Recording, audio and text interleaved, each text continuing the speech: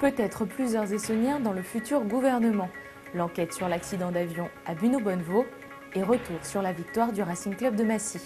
Développement, Patrice Arditi.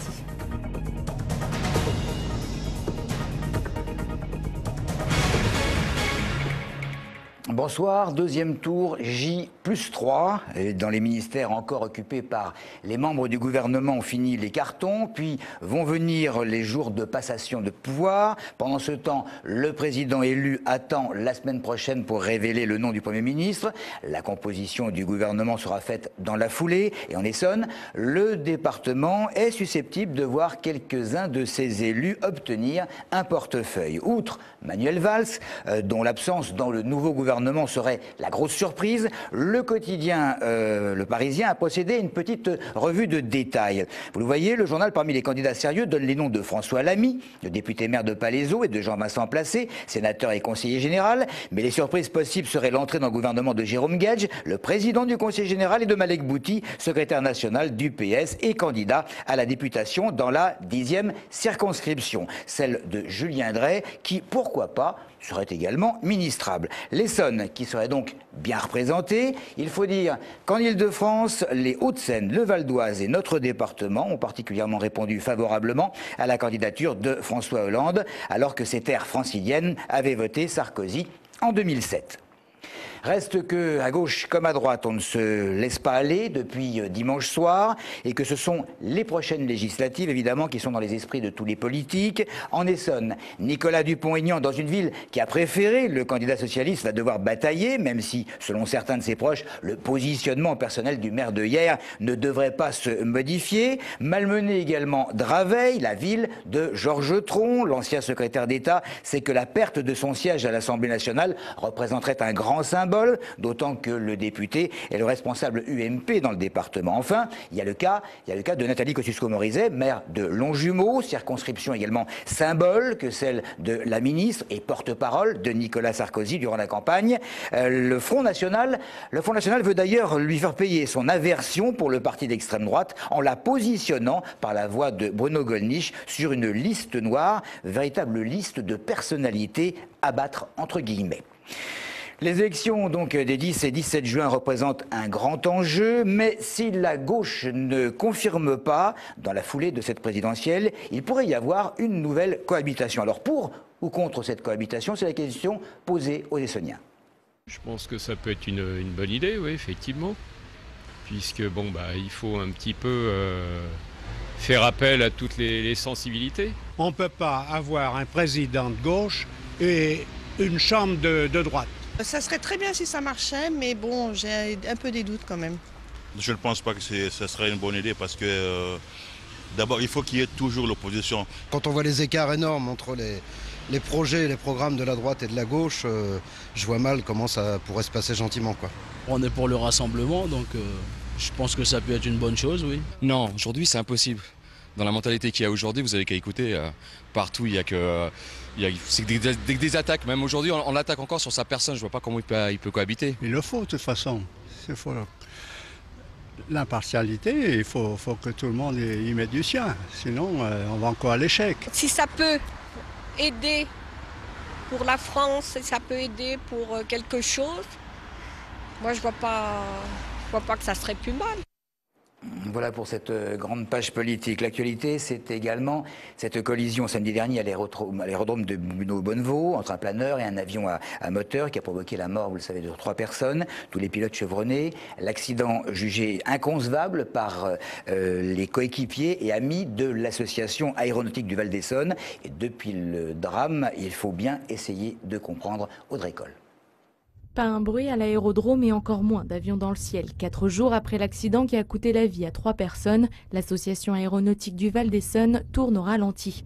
Ils ont arrêté toute activité depuis samedi et les pistes de l'aérodrome restent désespérément vides, à l'instar du moral des membres de l'association encore sous le choc. C'est un coup très dur. Émotionnellement, c'est épouvantable. Évidemment, parce que ce sont des amis de longue date pour beaucoup d'entre nous. Donc c'est extrêmement difficile. Néanmoins, pour eux, pour leur mémoire, on revolera à partir de demain. L'enquête n'est pas terminée et l'analyse de la boîte noire du bimoteur pourra peut-être donner des explications.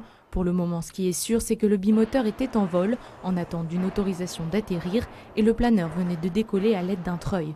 À peine 1 km des pistes, les deux avions sont entrés en collision. Les victimes étaient des pilotes chevronnés. Aucun des pilotes ne souffrait de sous-entraînement ni de sous-expérience. Tous pratiquaient le vol à voile ou le vol avion depuis de nombreuses années, je dirais plus de 30 ans. La collision reste insensée pour le président de l'association. L'hypothèse la plus probable, les deux avions ne se seraient pas vus. Car le principe de ce sport reste le vol à vue, mais ce type d'accident reste très rare, le vol à voile n'étant pas un sport dangereux. Autre drame, celui de cette femme qui a chuté en passant au travers des portières d'un bus Thézen, c'était samedi, et qui se trouve toujours dans le coma. Son pronostic vital reste engagé. Les syndicats reprochent à la direction de Veolia Transport de Lieu-Saint de ne pas avoir suffisamment tenu compte des nombreux signalements qu'ils avaient effectués ces derniers mois. Ils ont exercé leur droit de retrait et quasiment aucun Thézen ne circulait aujourd'hui. Une réunion devait avoir lieu cet après-midi et le trafic en principe devrait reprendre normalement demain. Des incidents comme ça, il n'y a pas eu, mais sur le TZ, il y a eu plusieurs accidents et il y a eu plusieurs problèmes au niveau des portes. Donc là, on a vu qu'il y avait 53 signalements sur les bus. Ils nous disaient que les réparations étaient faites. Et là, on s'aperçoit que malheureusement, les réparations n'étaient pas aussi bien faites. Parce que sur ce véhicule-là, il y a eu quand même 4 signalements. La procédure a été suivie, c'est des problèmes qui interviennent régulièrement. Là, on est sur un cas plus que rarissime. On n'a jamais vu ça ici, c'est un cas exceptionnel. Des problèmes sur les portières des véhicules, il y en a tout le temps, c'est des petits dysfonctionnements. Le cas de samedi était vraiment un cas exceptionnel qu'on ne pouvait pas soupçonner.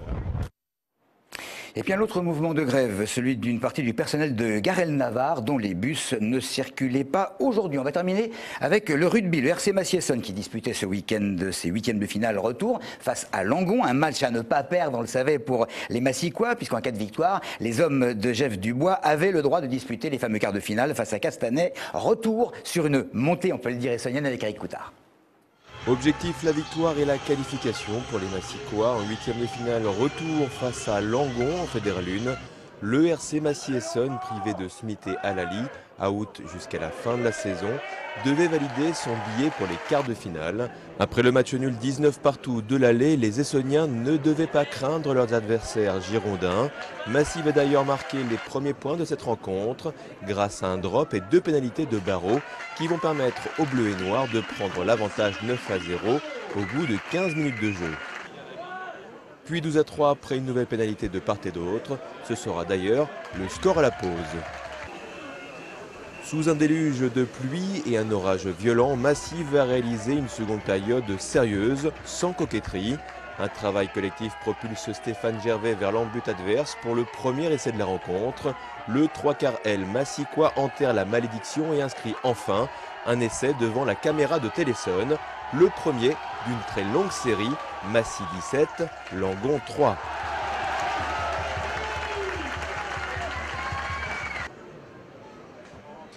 Puis 17-6 après une nouvelle pénalité transformée par Langon.